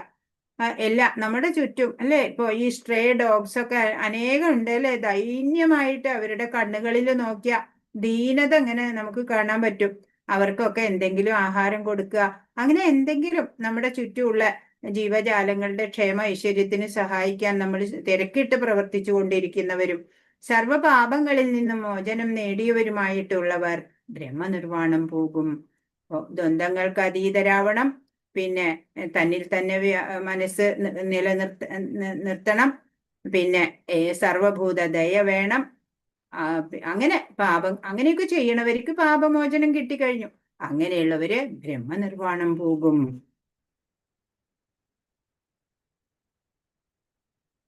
25 ഇവിടെ തികഞ്ഞ കൃഷ്ണാവബോധമുള്ളവർക്ക് സർവ്വ ജീവജാലങ്ങളുടെയും ക്ഷേമം ഉദ്ദേശിച്ചുകൊണ്ട് പ്രവർത്തിക്കാൻ സാധിക്കൂ. എല്ലാത്തിലും ഭഗവാന്റെ അംശമാണ് അല്ലെ. എല്ലാവരിലും അന്തര്യാമിയായിട്ട് ഭഗവാൻ ഉണ്ട് എന്നറിഞ്ഞ എല്ലാ ജീവജാലങ്ങളോടും നമുക്ക് സ്നേഹം ഉണ്ടാവും. അവരുടെ ക്ഷേമത്തിനായിട്ട് പ്രവർത്തിക്കും. കൃഷ്ണനാണ് എല്ലാറ്റിൻ്റെയും ഉറവിടമെന്നറിയുന്ന ഒരാൾ ആ ബോധത്തോടെ പ്രവർത്തിക്കുമ്പോൾ അത് ലോകക്ഷേമത്തിനായി തീരും. എല്ലാറ്റിൻ്റെയും, ഇവിടെ കാണുന്ന പ്രപഞ്ചത്തിലെ മുഴുവനും എല്ലാത്തിൻ്റെയും ഉറവിടം ഭഗവാനാണ് എന്ന ബോധം ഉണ്ടെങ്കിൽ ആ ആള് പിന്നെ പ്രവർത്തിക്കുന്നത് ഈ ലോകത്തിന്റെ ക്ഷേമത്തിനായിട്ടായിരിക്കും. അല്ലാത്തവരോ സ്വാർത്ഥ താല്പര്യത്തിന് വേണ്ടിയിട്ട്.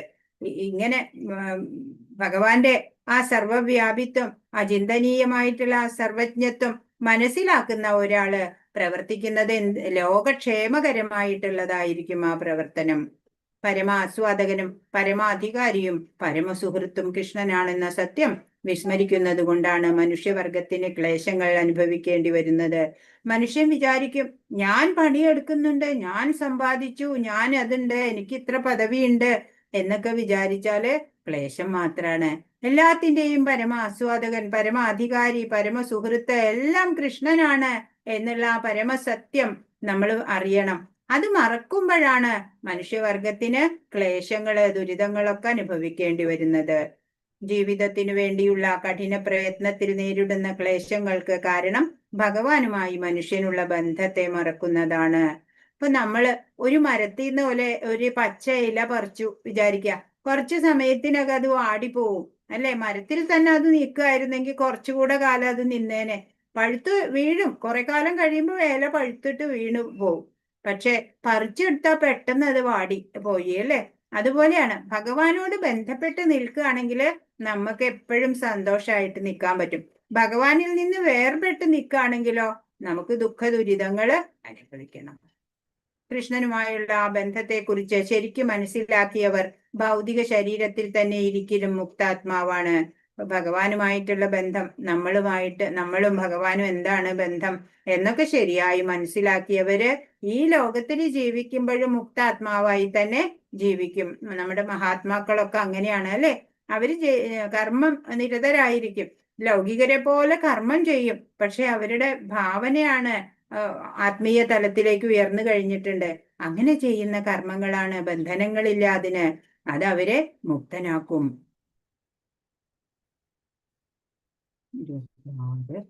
26 കാമക്രോധ വിമുക്താനാം യതീനാം യതചേതസാം അഭിതോ ബ്രഹ്മനിർവാണം വർത്തതേ വിദിതാത്മനാം.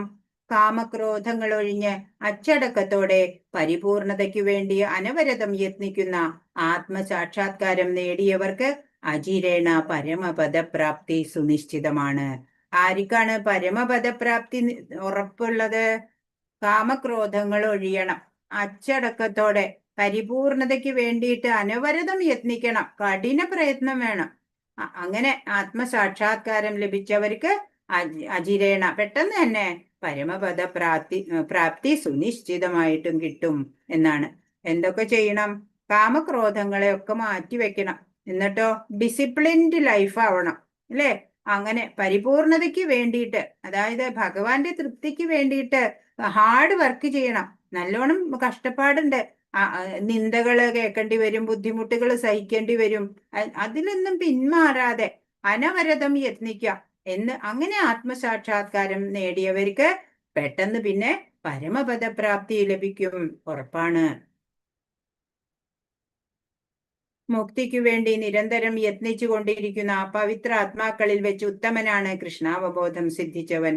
ഇപ്പോ ശ്രീല പ്രഭുപാദ് ഈ ആത്മസാക്ഷാത്കാരം അതിനെയൊക്കെ വേറെ മുകളിലേക്കുള്ള ഒരു തലത്തിൽ കൊണ്ടെത്തിച്ചു. അതാണ് കൃഷ്ണാവബോധം എന്നുള്ളത്. അങ്ങനെ ആ മുക്തിക്ക് വേണ്ടി നിരന്തരം യത്നിച്ചു കൊണ്ടിരിക്കുന്ന ആ പവിത്ര ആത്മാക്കളിൽ വെച്ച് ഉത്തമനാണ് കൃഷ്ണാവബോധവാൻ. കാമ്യകർമ്മങ്ങളുടെ ഫലം അനുഭവിക്കാനുള്ള ആഗ്രഹം ബദ്ധനായ ജീവാത്മാവിൽ ആഴത്തിൽ വേരൂന്നി കിടക്കുകയാണ്. ഏറെ പരിശ്രമിച്ചാലും മഹർഷിമാർക്ക് പോലും അത്തരം ആഗ്രഹങ്ങൾ നിയന്ത്രിക്കാൻ പ്രയാസമുണ്ട്. ബദ്ധനായ ജീവാത്മാവില് ആഴത്തിൽ കിടക്കണ ആ വാസനയാണ് കാമ്യകർമ്മങ്ങളുടെ ഫലം അനുഭവിക്കണം, എനിക്ക് ആ പ്രവൃത്തി ചെയ്യണം, അതിൽ നിന്ന് കിട്ടുന്ന ഫലം എനിക്ക് അനുഭവിക്കണം എന്നുള്ളത് ആ ഒരു ആഗ്രഹം, ആസക്തി ഉണ്ടല്ലോ, അത് ഈ ജീവാത്മാവിന്റെ ഉള്ളിൽ ആഴത്തിലാണ് വേരൂന്നി കിടക്കണത്. എത്ര പരിശ്രമിച്ചാലും മഹർഷിമാർക്ക് പോലും ഈ ആഗ്രഹങ്ങളൊക്കെ നിയന്ത്രിക്കാൻ ചില വേളയിൽ പാടുപെടാറുണ്ട് അല്ലേ? ഇപ്പൊ വിശ്വാമിത്രൻ തപസ്യ ചെയ്തു, എത്ര 1000 വർഷം തപസ്യ ചെയ്തു. ഒരു മേനക വന്നൊരു ഡാൻസ് കളിച്ചപ്പോഴേക്കും എല്ലാം പോയി അല്ലേ? അപ്പോ അവർക്ക് പോലും നിയന്ത്രിക്കാൻ പറ്റണില്ല ആസക്തി. കൃഷ്ണാവബോധത്തോടെ നിരന്തരം ഭഗവത് സേവനത്തിൽ ഏർപ്പെടുന്ന ഭക്തനാവട്ടെ പൂർണ്ണമായ ആത്മസാക്ഷാത്കാരം നേടി പെട്ടെന്ന് തന്നെ പരമപദപ്രാപ്തിയോ ലഭിക്കുന്നു. ഇപ്പൊ കൃഷ്ണാവബോധത്തോടെ നിരന്തരം ഭഗവത് സേവനത്തിൽ ഏർപ്പെടണം, അല്ലാണ്ട് ഇടയ്ക്കിടയ്ക്ക് മാത്രമല്ല, നിരന്തരം ഭഗവത് സേവനത്തിൽ ഏർപ്പെടുക. സതതം കീർത്തയന്തോ മാം, എപ്പോഴും ഭഗവാനെ സ്മരിക്കുക അല്ലെ? ചിലപ്പോ മറന്നു പോവുക, അങ്ങനെ പറ്റില്ല, എപ്പോഴും സ്മരിക്കണം. അങ്ങനെ ഭഗവാനായിക്കൊണ്ട് ഭഗവാന്റെ ഹിതത്തിനായിക്കൊണ്ട് കർമ്മം ചെയ്തുകൊണ്ടിരിക്കുക. അങ്ങനെ പൂർണ്ണമായ ആത്മസാക്ഷാത്കാരം നേടി പെട്ടെന്ന് തന്നെ പരമപദ പ്രാപ്തി ലഭിക്കും. നോട്ടം കൊണ്ട് മാത്രമാണത്രേ മത്സ്യം കുഞ്ഞുങ്ങളെ പോറ്റുന്നത്. ഇപ്പൊ മത്സ്യം ഇപ്പൊ കുഞ്ഞുങ്ങളുണ്ടായ അതിനെ എടുത്തോണ്ട് നടക്കാനൊന്നും പറ്റില്ല അല്ലെ? നമ്മുടെ പോലെ ആ നോട്ടം കൊണ്ട് അതിനെ സംരക്ഷിക്കും. ആമയാണെങ്കിലോ ധ്യാനം കൊണ്ട്. ആമ കരയിൽ മുട്ടയിടും, എന്നിട്ട് വെള്ളത്തിൽ കിടന്ന് ഈ മുട്ടയിൽ മനസ്സൂന്നും. അങ്ങനെയാണ് ആമ കുഞ്ഞുങ്ങളെ പോറ്റാത്ര. പിന്നെയോ അതുപോലെ കൃഷ്ണാവബോധമുള്ള ഭക്തൻ ഭഗവത് ധാമത്തിൽ നിന്ന് വിദൂരസ്ഥനെങ്കിലും നിരന്തരമായ ധ്യാനം കൊണ്ടും കൃഷ്ണാവബോധ പ്രവർത്തനം കൊണ്ടും ആ ധാമത്തിലേക്ക് സ്വയം ഉയരാം. ഇപ്പൊ നമ്മളല്ല ഭക്തന്മാര് എന്താ ചെയ്യാ? കൃഷ്ണാവബോധമുള്ള ഭക്തൻ എന്താ ചെയ്യാ? ഭഗവത് ധാമം, ഗോലോക വൃന്ദാവനം നമുക്കറിയാം. ഈ ഭൗതിക ലോകത്തിന്റെയും മുകളില് അല്ലെ വൈകുണ്ഠ ലോകങ്ങളുണ്ട്, അതിന്റെയും മുകളില് ഏറ്റവും ടോപ്പില് അല്ലെ കൃഷ്ണലോകം, ഗോലോക വൃന്ദാവനം നമുക്കറിയാം. അവിടെ എത്രയോ കാതം അകലെയാണ് അല്ലെ? അപ്പോ അവിടെ ആ ഭഗവത് ധാമത്തിൽ നിന്ന് അത്രയും ദൂരസ്ഥനാണെങ്കിലും നിരന്തരമായിട്ട് ധ്യാനം ചെയ്യുക, കൃഷ്ണാവബോധ പ്രവർത്തനം ചെയ്യുക. അങ്ങനെ ആ ധാമത്തിലേക്ക് നമുക്കും സ്വയം ഉയരാൻ പറ്റും. അതിനാണ് നമ്മൾ നാമം ജപിക്കണത് അല്ലെ?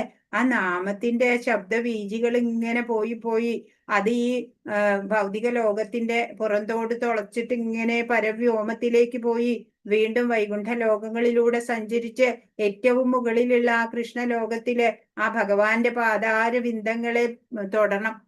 അത്രയ്ക്ക് നാമം ജപിക്കണം. ഇന്ന് ഒരു നാമം ജപിച്ചാല് ഭഗവാനെ കിട്ടില്ല അല്ലെ? ചിലവർക്ക് കിട്ടും. നമ്മളുടെ തലം എവിടെയാണെന്ന് നമുക്ക് അറിഞ്ഞുകൂടാ.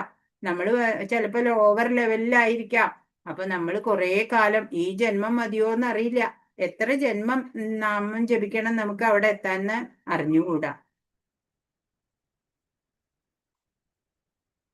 27 സ്പർശാൻ കൃത്വാ ബഹിർബാഹ്യാം ചക്ഷുശ്ചൈവാന്തരേ ഭ്രുവോ പ്രാണാപാനൗ സമൗ കൃത്വാ നാസാഭ്യന്തരചാരിണൗ.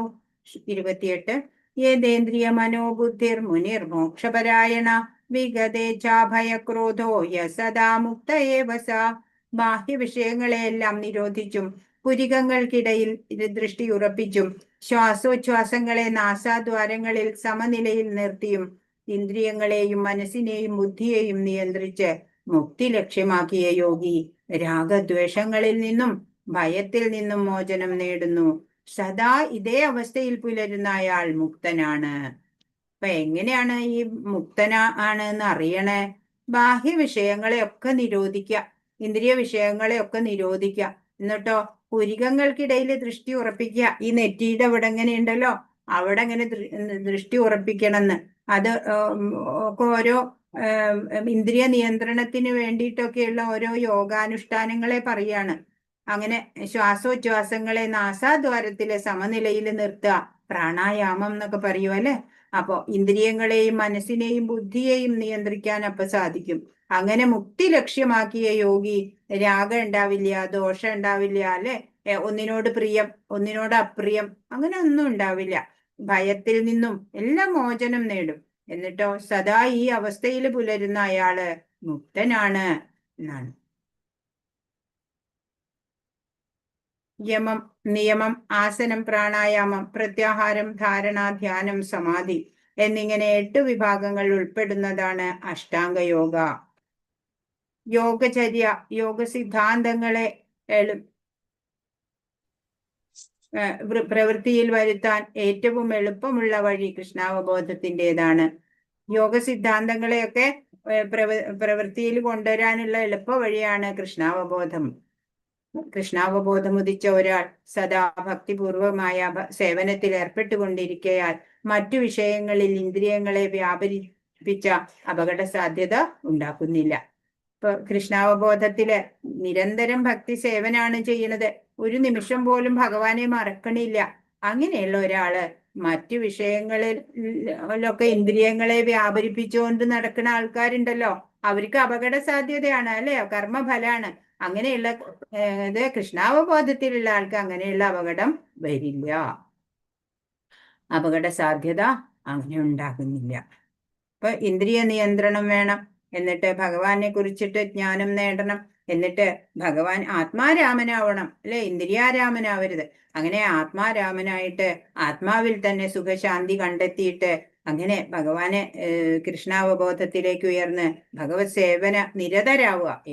എപ്പോഴും ഭഗവാനെ സ്മരിച്ചുകൊണ്ട് ഭഗവാന് തൃപ്തി തരുന്ന കർമ്മങ്ങൾ മാത്രം ചെയ്തുകൊണ്ട് ജീവിക്കുന്ന ഒരാള് മുക്തനാണ്, പരമപദപ്രാപ്തിക്ക് അർഹനാണ്, കൃഷ്ണലോകം കിട്ടാനും അർഹനാണ്. 29 ഏറ്റവും അത്യുജ്വലമായിട്ടുള്ള ശ്ലോകമാണ്. ഇതെല്ലാവരും ബൈഹാർട്ട് ചെയ്യാം. 29 ഭോക്താരം യജ്ഞതപസാം സർവലോകമഹേശ്വരം സുഹൃതം സർവഭൂതാനാം ജ്ഞാത്വാ മാം ശാന്തി മൃച്ഛതി.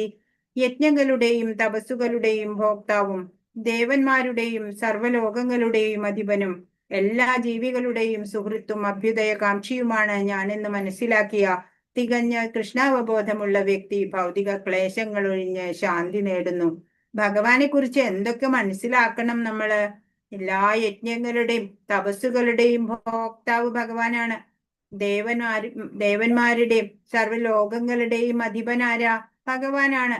എല്ലാ ജീവികളുടെയും സുഹൃത്തും അഭ്യുദയകാംക്ഷിയുമാരാണ്? ഭഗവാനാണ്. അങ്ങനെ മനസ്സിലാക്കിയ തികഞ്ഞ കൃഷ്ണാവബോധമുള്ള വ്യക്തി ഭൗതിക ക്ലേശങ്ങളൊക്കെ ഒഴിഞ്ഞ് ശാന്തി നേടുന്നു എന്നാ പറയണേ. യൂണിവേഴ്സൽ പീസ് ഫോർമുലയാണ് ഇവിടെ ഭഗവാൻ അവതരിപ്പിച്ചേക്കണത് നമുക്ക്. ഇപ്പോ നമുക്ക് ഭക്തി എന്ന് പറയണത് ഭക്തിയുത സേവനാണ്. ഭക്തിപൂർവം ഭഗവാനെ സേവിക്കുക, അതാണ്. ആ ഭക്തിയിൽ ഉയരണം. വെറുതെ ഭക്തി ഉണ്ട് എന്ന് പറഞ്ഞ് കണ്ണടച്ച് നാമം ജപിച്ചിരുന്നാണ്ടായില്ല അല്ലേ. ഭക്തിയുത സേവനം അതാണ് പറയണേ. അതെങ്ങനെയാണ് നമ്മൾ ചെയ്യുന്നത്? എല്ലാ യജ്ഞങ്ങളുടെയും തപസ്സുകളുടെയും എൻജോയർ, എല്ലാത്തിൻ്റെയും അല്ലെ ആസ്വാദകൻ, അല്ലെങ്കിൽ അത് ആസ്വദിക്കുന്ന സ്വീകരിക്കുന്ന ആ ഭോക്താവ് ആരാണ്? ഭഗവാൻ കൃഷ്ണനാണ്. എല്ലാ ദേവന്മാരുടെയും സർവ്വലോകങ്ങളുടെയും അധിപൻ ഭഗവാൻ കൃഷ്ണനാണ്. എല്ലാ ജീവികളുടെയും സുഹൃത്തും അഭ്യുദയകാംക്ഷിയും ഭഗവാനാണ്. നമ്മള് നേരെ ആവണം എന്ന് വിചാരമുള്ളത് ആരൊക്കെയാ? നമ്മൾ നന്നാവണം എന്ന് ആഗ്രഹമുള്ളത് അച്ഛനമ്മമാർക്കുണ്ടാവും, പിന്നെ ഭഗവാന് മാത്രാണ്. അപ്പൊ നമ്മളെപ്പോഴും ഭഗവാനെ ഏത് പ്രവൃത്തി ചെയ്യുമ്പോഴും ഭഗവാനെ സെന്റർ പോയിന്റിൽ വെക്കണം അല്ലേ. അപ്പോഴാണ് ഭഗവാന്റെ അനുഗ്രഹം ഉണ്ടാവുക, ആ കാര്യം വിജയത്തിലെത്തുക. അപ്പൊ നമ്മൾ നന്നാവണം എന്ന് ആഗ്രഹമുള്ളത് ഭഗവാനാണ്. അതാ പറയണേ, എല്ലാവരുടെയും എല്ലാ ജീവികളുടെയും സുഹൃത്തും അഭ്യുദയകാംക്ഷിയും ഭഗവാനാണെന്നറിയാം. അങ്ങനെ മനസ്സിലാക്കിയിട്ടുള്ള തികഞ്ഞ കൃഷ്ണാവബോധമുള്ള വ്യക്തി എല്ലാ ഭൗതിക ക്ലേശങ്ങളും ഒഴിഞ്ഞ് ശാന്തി നേടും. ഇതാണ് പീസ് ഫോർമുല. ഇത് മാത്രം നമ്മൾ മനസ്സിലാക്കിയാൽ മതി, നമ്മുടെ ജീവിതം സഫലമാക്കാൻ നമുക്ക് പറ്റും. 29. കൃഷ്ണ ഭഗവാനാണ് സർവ്വലോകങ്ങളുടെയും തദ്വാസികളായ ദേവന്മാരുടെയും അധിപതിയായ സർവോത്കൃഷ്ടനായ അദ്ദേഹത്തിന്റെ അതീന്ദ്രിയ സേവനത്തിനായി മനുഷ്യർ തങ്ങളുടെ സർവസ്വവും അർപ്പിക്കണം. ഇതാണ് ശ്രേഷ്ഠമായ ശാന്തി നേടാനുള്ള വഴി. അപ്പോ അത്രയും സർവോത്കൃഷ്ടനാണ് ഭഗവാന്റെ ആ സ്റ്റാറ്റസ് ശരിയായിട്ട് നമ്മൾ മനസ്സിലാക്കണം അല്ലെ. അചിന്ത്യമായ ശക്തികളുള്ള ആ ഭഗവാൻ സർവജ്ഞനാണ്, സർവലോക മഹേശ്വരനാണ്. അങ്ങനെ ആ ഭഗവാൻ പരമദിവ്യോത്തമ പുരുഷനായിട്ടുള്ള ആ ഭഗവാന് വേണ്ടി സർവസ്വവും നമ്മൾ അർപ്പിക്കുക. അതാണ് ശാന്തി നേടാനുള്ള ഒരേ ഒരു വഴി. കൃഷ്ണ ഭഗവാനാണ് പരമാധികാരി. ദേവന്മാരുൾപ്പെടെ എല്ലാ ജീവാത്മാക്കളും അദ്ദേഹത്തിന്റെ ആശ്രിതരും. തികഞ്ഞ കൃഷ്ണാവബോധം കൊണ്ടേ പൂർണ്ണ ശാന്തി ലഭിക്കൂ. എപ്പോഴും ഭഗവാനെ നമ്മുടെ മനസ്സിൽ വെക്കാൻ പറ്റണം അല്ലെ. ഭഗവാനിൽ മനസ്സ് ചേർത്ത് വെക്കാൻ, എന്നിട്ട് കർമ്മങ്ങൾ ചെയ്യാൻ സാധിച്ചാല് അങ്ങനെയുള്ള ആൾക്ക് പൂർണ്ണ ശാന്തി ഉണ്ടാവും. പരമപുരുഷനുമായി തനിക്കുള്ള ബന്ധത്തെ പൂർണ്ണമായി അറിഞ്ഞുകൊണ്ട് ചെയ്യുന്നതാണ് കൃഷ്ണാവബോധ പ്രവർത്തനം. ഇപ്പൊ തനിക്കുള്ള ബന്ധം നമുക്കറിയാം. എല്ലാ എന്താ പറയാ അധ്യായത്തിലും 2 or 3 ശ്ലോകങ്ങളിലൂടെ നമുക്ക് പറഞ്ഞു തരുന്നുണ്ട് ഭഗവാനുമായിട്ട് നമുക്ക് എന്താണ് ബന്ധം എന്ന് അല്ലെ. നമ്മളുടെ മൂലസ്വരൂപം എന്താണ്? ഭഗവാന്റെ നിത്യദാസത്വമാണ്. നമ്മൾ ഭഗവാന്റെ ആശ്രിതരാണ്. ഭഗവത് സേവനമാണ് നമ്മുടെ കർത്തവ്യം. നമ്മളും ഭഗവാനുമായിട്ട് സനാതനമായിട്ടുള്ള ബന്ധമാണ്. ഭഗവാൻ നമ്മുടെ നിത്യബന്ധുവാണ്. എത്രയോ ജന്മങ്ങൾ കഴിഞ്ഞു പോയിട്ടാണ് നമ്മൾ ഇപ്പോഴും ഈ മനുഷ്യ ശരീരത്തിൽ ഇരിക്കുന്നത്. അതിനു മുമ്പ് എല്ലായ്പ്പോഴും നമ്മുടെ നിത്യബന്ധുവായിട്ടുള്ള ഭഗവാനെ നമ്മളെ ഇടയ്ക്ക് വെച്ച് മറന്നുപോയി. അത് റിവൈവ് ചെയ്യണം അല്ലെ. റീഎസ്റ്റാബ്ലിഷ് ചെയ്താൽ നമുക്ക് സുഖമുണ്ട്. അല്ലെങ്കിൽ നമ്മൾ വീണ്ടും ക്ലേശം അനുഭവിച്ച് ഈ ഭൗതികതയിൽ കുടുങ്ങിക്കിടക്കണം. ഒരാൾ മുക്തനാകുന്നത് ഈ ഭൗതിക പ്രകൃതിയുടെ കെട്ടുപാടിൽ നിന്നും എത്ര കണ്ട് കൃഷ്ണാവബോധം പുരോഗമിക്കും എന്നതിന്റെ അടിസ്ഥാനത്തിലാണ്. നമ്മൾ ഈ കൃഷ്ണാവബോധത്തിൽ എത്രത്തോളം അടിയുറച്ച് വിശ്വസിക്കുന്നുണ്ട്, ആ കൃഷ്ണാവബോധത്തിന്റെ പരിപൂർണതയിൽ എത്തുന്നുണ്ട് എന്നതിനെ ആശ്രയിച്ചിട്ടാണ് നമ്മൾ ഈ ഭൗതികതയുടെ കെട്ടുപാടിൽ നിന്ന് മുക്തനാകുന്നത്. അത്രയും പെട്ടെന്ന് നമ്മൾ മുക്തനാവാൻ ശ്രമിക്കാം, നമുക്ക് പറ്റും. ഭക്തിപൂർവ സേവനത്തിന് മാത്രമേ മനുഷ്യന് ശാന്തി നൽകാൻ കഴിയൂ. ഇതാണ് ജീവിതത്തിന്റെ പരിപൂർണത. എന്ത് വേണം? കൃഷ്ണാവബോധം ഉണ്ടാവണം അല്ലെ. ഭഗവാനാണ് എല്ലാം, എന്റെ എല്ലാം ഭഗവാനാണ് എന്നുള്ള, ഭഗവാനെ മാത്രം മതി എന്നുള്ള ആഗ്രഹം, അല്ലാതെ മറ്റൊന്നിനോടും ആഗ്രഹം ഉണ്ടാവാതെ അങ്ങനെ ഭഗവാനെ മനസ്സുറപ്പിച്ച് നമ്മുടെ കർമ്മങ്ങളൊക്കെ ചെയ്യാൻ സാധിക്കുക. നമുക്ക് നമ്മുടേതായ എല്ലാം ഭഗവാന് വേണ്ടി സർവസ്വവും അർപ്പിക്കുക അല്ലെ. അങ്ങനെ ആണ് ശാന്തി നേടാൻ, ജീവിതത്തിന്റെ പരിപൂർണത നേടാൻ നമുക്ക് സാധിക്കുള്ളൂ. ഭഗവാന് മാത്രമേ നമുക്ക് സുഖം തരാൻ സാധിക്കുള്ളൂ. മറ്റൊന്നിനും ഈ പ്രപഞ്ചത്തിൽ എന്തുണ്ടെങ്കിലും അല്ലെങ്കിൽ ആരൊക്കെ ഉണ്ടായാൽ പോലും നമ്മൾക്ക് ആനന്ദം തരാൻ കഴിവുള്ള ഒരേ ഒരു ശക്തി അത് ഭഗവാൻ മാത്രാണ് എന്നറിയാം. ഹരേ കൃഷ്ണ കൃഷ്ണ കൃഷ്ണ ഹരേ ഹരേ, ഹരേ രാമ രാമ രാമ ഹരേ ഹരേ. വാഞ്ചാകൽപതരുഭ്യശ്ച കൃപാ സിന്ധുഭ്യേവ ച പതിതാനാം പാവനേഭ്യോ വൈഷ്ണവേഭ്യോ നമോ നമഃ. അനന്തകോടി വൈഷ്ണവ വൃന്ദിക്ക് ജയ്. ശ്രീല പ്രഭുപാദ് കി ജയ്. ഗുരു മഹാരാജ് കി ജയ്. ഹരേ കൃഷ്ണ. ഇന്ന് പറഞ്ഞതിൽ എന്തെങ്കിലും സംശയം ഉണ്ടെങ്കിൽ ചോദിക്കൂ. ഹരേ കൃഷ്ണ.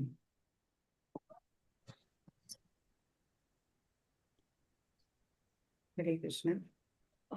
മാതാജി, ഈ 25-ാമത്തേല് സംശയങ്ങളിൽ നിന്ന് ഉത്ഭവിക്കുന്ന ദ്വന്ദ്ങ്ങൾക്ക് അതീതരായവരും മനസ്സ് തന്നെ, അതിനെ കുറിച്ച് ഒന്നും കൂടി പറയൂ. പറയാലോ. ദ്വന്ദ്ങ്ങൾക്ക് അതീതരായവർ എന്ന് പറയുമ്പോൾ ദ്വന്ദ്ം എന്ന് പറഞ്ഞാ എന്താ? സുഖം, ദുഃഖം, ജയം, പരാജയം, അങ്ങനെയില്ലേ? ചൂട്, തണുപ്പ്, അങ്ങനെ കൊറേ ഇല്ലേ ദ്വന്ദ്ങ്ങള്? അതിനെ സമമായിട്ട് കാണും.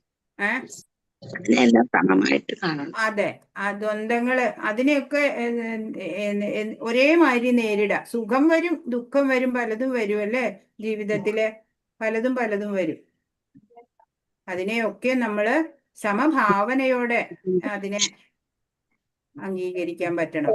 അല്ലാണ്ട് ദുഃഖം വരുമ്പോ അങ്ങ് തകർന്നടിഞ്ഞു, സുഖം വരുമ്പോ അങ്ങ് തുള്ളിച്ചാടി അർമാദിച്ചു. അങ്ങനെയൊന്നും ഒരു യോഗി അല്ലെങ്കിൽ ഒരു ജ്ഞാനി പെരുമാറരുത്. ഒരു ഭഗവാനെ കുറിച്ച് അങ്ങനെ വരും. അതൊക്കെ തിദീക്ഷയോടെ നമ്മൾ സഹിക്കണം എന്ന് പറഞ്ഞിട്ടില്ലേ? ആ ഒരു ശ്ലോകത്തിൽ ഭഗവാൻ പറഞ്ഞു തന്നില്ലേ? ദ്വന്ദ്ം എന്ന് പറഞ്ഞാൽ മനസ്സിലായോ മാതാജി? മനസ്സിലായി. അതിന് അതീതരാവുക. അപ്പൊ ഇനി ഏതെങ്കിലും? ഇല്ല, കുഴപ്പമില്ല. അതിലൊരു സംശയം വന്നു. ദ്വന്ദ്ം എന്ന് പറഞ്ഞാൽ സുഖം ദുഃഖം രണ്ടും വരാം നമ്മുടെ ജീവിതത്തില്. ജയം വരാം, പരാജയം വരാം, അല്ലേ?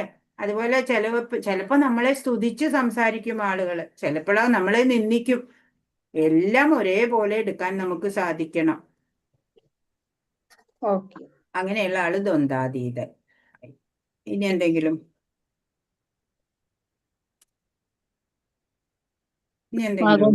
ഇന്നലെ രണ്ടാമത്തെ ക്വസ്റ്റ്യന്റെ ആൻസറെ പ്രാപഞ്ചിക ബന്ധനങ്ങളിൽ നിന്ന് ഒരാൾക്ക് എങ്ങനെ മുക്തനാകാം, അത് രണ്ടാമത്തെ ശ്ലോകത്തില് 290 പേജില് വാസുദേവന്റെ ഭക്തിയുത സേവനത്തിൽ ഒരാൾ പ്രേമം വളർത്തിയെടുക്കണം, എന്നാൽ മാത്രമേ അയാൾക്ക് പ്രാപഞ്ചിക ബന്ധങ്ങളിൽ നിന്ന് മുക്തനാവാൻ അവസരം ലഭിക്കൂ. അതല്ലേ? അതെ. നമ്മൾ ഇന്നലെ പറഞ്ഞത് എന്താ? അല്ല, ഇന്നലെ പറഞ്ഞില്ലായിരുന്നു. അപ്പോഴേ എന്റെ അതിനകത്ത് എക്കോ വന്നോണ്ട് ഞാൻ പറഞ്ഞില്ല. ശരി. ഒന്നാമത്തെ തൊട്ട് നോക്കാനുണ്ടോ നമ്മൾ ചോദ്യം? ഒന്നാമത്തെ നമ്മൾ പറഞ്ഞ് രണ്ടാമത്തെ പറഞ്ഞപ്പോഴല്ലേ എക്കോ ഒക്കെ വന്നത്. ഒന്നാമത്തെ മുതൽ വേണം മാതാജി. പറഞ്ഞോളൂ. എഴുതിയൊരു വായിക്കൂ ഒന്നാമത്തെ മുതല്. ഏറ്റവും ശ്രേഷ്ഠമായ കർമ്മം ഏതാണെന്നാണ് ഭഗവാൻ പറയുന്നത്? ഭക്തിയുതമായ സേവന കർമ്മം. രണ്ടാമത്തെ പ്രാപഞ്ചിക ബന്ധനങ്ങളിൽ നിന്ന് ഒരാൾക്ക് എങ്ങനെ മുക്തനാകാം?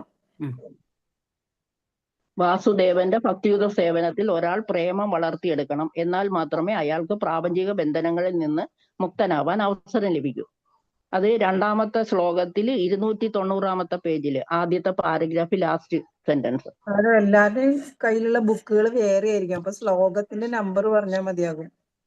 ശ്ലോകം 2 ഭാവാർത്ഥത്തില.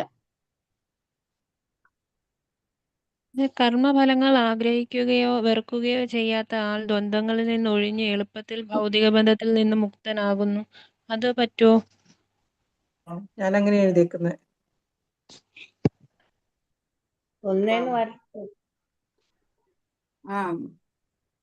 അങ്ങനെയും എഴുതാം മാതാജി. പിന്നെ അത് പ്രാപഞ്ചികതയിൽ നിന്ന് മുക്തനാവുന്നു എന്നുള്ള ആ സെന്റൻസ് തന്നെ എഴുതി. ഇങ്ങനെ എഴുതാം. നമ്മൾ മനസ്സിലാക്കിയിട്ട് എഴുതുമ്പോൾ നമ്മുടെ സ്വന്തമായിട്ട് എഴുതാം. അത് ശരിയാണ്. ഞാൻ ആ ക്വസ്റ്റ്യൻ അതും കൂടെ ഉള്ളതുകൊണ്ടാണ് അങ്ങനെ എഴുതി. മാതാജി ശ്ലോകം ശ്ലോകം 2. അടുത്തത് സന്യാസികളും വൈഷ്ണവ സന്യാസികളും തമ്മിലുള്ള 3 വ്യത്യാസം. അത് ഇന്നലെ മാതാജി കാണിച്ചു തന്നല്ലോ. ഒരു ചാർട്ട്. നിർദ്ദിഷ്ട ചുമതലകളാൽ മുൻകൂർ ശുദ്ധീകരണം ആവശ്യമാണ്. മായാവത സന്യാസികൾ കേവല ജ്ഞാനം വിമോചനത്തിന് അപര്യാപ്തമാണ്. താഴെ വീഴാനുള്ള സാധ്യത. അത് മൂന്നെണ്ണം എഴുതാനേ പറഞ്ഞോളാം. വൈഷ്ണവ സന്യാസികൾ പ്രക്രിയ തന്നെ ശുദ്ധീകരണം, പ്രവൃത്തി നിർബന്ധമാണ്, ആത്മാരാമനായി പ്രവർത്തിക്കണം. അത് ശ്ലോകത്തിലുണ്ടോ മാതാജി? ശ്ലോകത്തിലില്ല മാതാജി. ഇന്നലെ നമുക്ക് ചാർട്ട് കാണിച്ചു തന്നു മാതാജി. കാണിച്ച ചാർട്ടിലുണ്ടത്. വീണ്ടും കാണണോ? കാണിച്ചു വിടും മാതാജി. അത് ഇന്നലത്തെ വീഡിയോ നോക്കി അതിൽ കിട്ടും. ഇന്നലത്തെ വീഡിയോ നോക്കിയാൽ പിടിച്ചെടുക്കാം. ശരി. കൃഷ്ണാവബോധം സിദ്ധിച്ച ഒരു വ്യക്തിയുടെ ലക്ഷണങ്ങൾ. അത് 4-ാമത്തെ ശ്ലോകത്തില്, അല്ല 7-ാമത്തെ ശ്ലോകത്തിലുണ്ട്.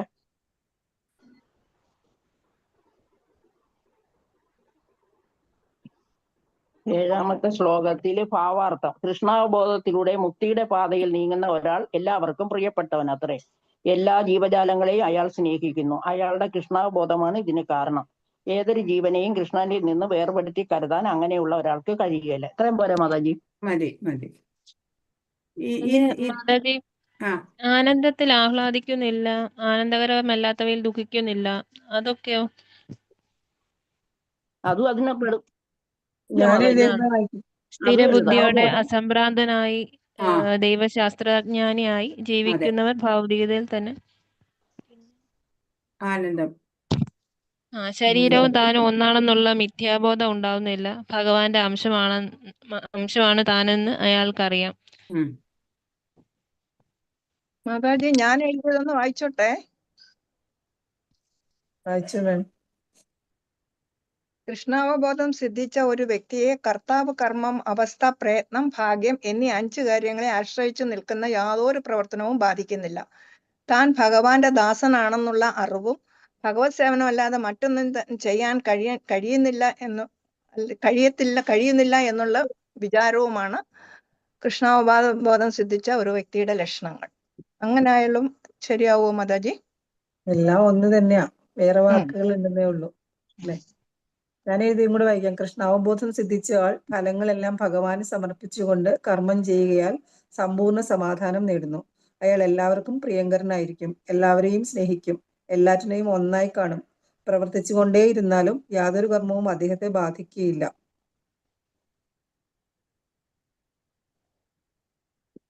അഞ്ചാമത്തെ ക്വസ്റ്റ്യൻ. പാപമാലിന്യങ്ങൾ തീണ്ടാത്ത അവസ്ഥ എന്തിനോട് ഉപമിച്ചിരിക്കുന്നു? 5:10 കൃഷ്ണാവബോധമുള്ള ഒരാൾ താമരയിലെ വെള്ളത്തിൽ കിടന്നാലും നനയാത്തതുപോലെ പാപമാലിന്യങ്ങൾ തീണ്ടാത്തതായി തന്നെ ഇരിക്കും. അത് മതിയാ മാതാജി? അതാ കൃഷ്ണ പ്രേം മാതാജി നെറ്റ്വർക്ക് ഇഷ്യൂ മാതാജിയുടെ കണക്ഷൻ പോയിട്ടുള്ളത്. മാതാജി ഇല്ല ക്ലാസ്സിൽ. അതാണ് മാതാജി പോയി.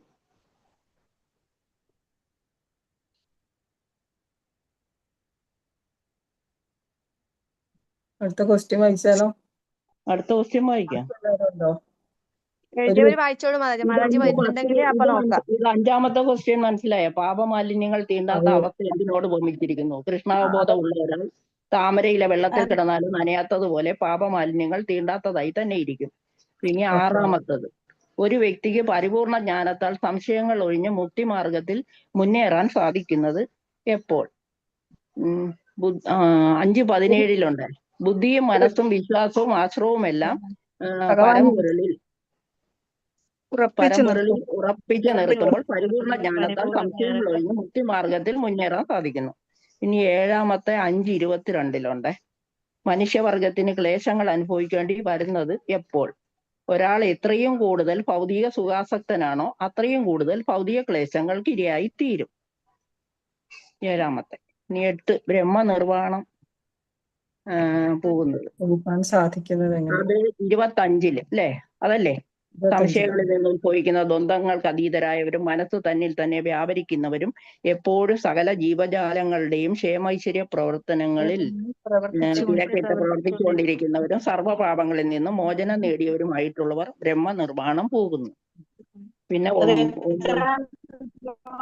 9ാമത്തെ ഭഗവത്ഗീതയിലെ ശാന്തി ശ്ലോകം. അത് ഭോക്താരം യജ്ഞതപസാം സർവലോകമഹേശ്വരം സുഹൃതം സർവഭൂതാനം ജ്ഞാത്വാമ ശാന്തമിച്ചതി. അതിന്റെ പിന്നെ വിവർത്തനം. യജ്ഞങ്ങളുടെയും തപസ്സുകളുടെയും ഭോക്താവും ദേവന്മാരുടെയും സർവ്വലോകങ്ങളുടെയും അധിപനും എല്ലാ ജീവികളുടെയും സുഹൃത്തും അഭ്യുദയകാംക്ഷിയുമാണ് ഞാനെന്ന് മനസ്സിലാക്കിയ തികഞ്ഞ കൃഷ്ണാവബോധമുള്ള വ്യക്തി ഭൗതിക ക്ലേശങ്ങൾ ഒഴിഞ്ഞ് ശാന്തി നേടും. ഹരേ കൃഷ്ണ മാതാജി. നിർത്താം നമുക്ക്. ഹരേ കൃഷ്ണ മാതാജി. ഹരേ കൃഷ്ണ മാതാജി. ക്ലോസ് ചെയ്യട്ടെ മാതാജി. നമുക്ക് ഇനി നാളെ ഡിസ്കസ് ചെയ്യാം. ക്വസ്റ്റ്യൻ ഡിസ്കസ് ചെയ്തല്ലോ ക്ലാസ് കഴിഞ്ഞതല്ലേ. മാതാജി ഒരു സംശയം ചോദിച്ചോട്ടെ? മാതാജി നമ്മുടെ പ്രേമമാതാജി ഇല്ല മാതാജി. ക്ലാസ്സുമായി ബന്ധപ്പെട്ടതാണെങ്കിൽ അല്ലല്ല കാർത്തിക മാസത്തിന്റെ നിലക്കൊണ്ട് തീർന്നില്ലേ? അല്ല ഇവിടെ ഞാന് നാട്ടിലല്ല, ഇവിടെ നേരം വെളുത്തതേ ഉള്ളൂ, അതുകൊണ്ട് ചോദിച്ചേ. തീർന്നാലും ചെല്ലാം, എന്നും ചെല്ലണമെങ്കിൽ ചെല്ലാം. ദാമോദര. ഓ ഓ ഓ ഓ താങ്ക് യു. കൃഷ്ണ ക്ലോസ് ചെയ്തോട്ടെ മാതാജി. ഹരേ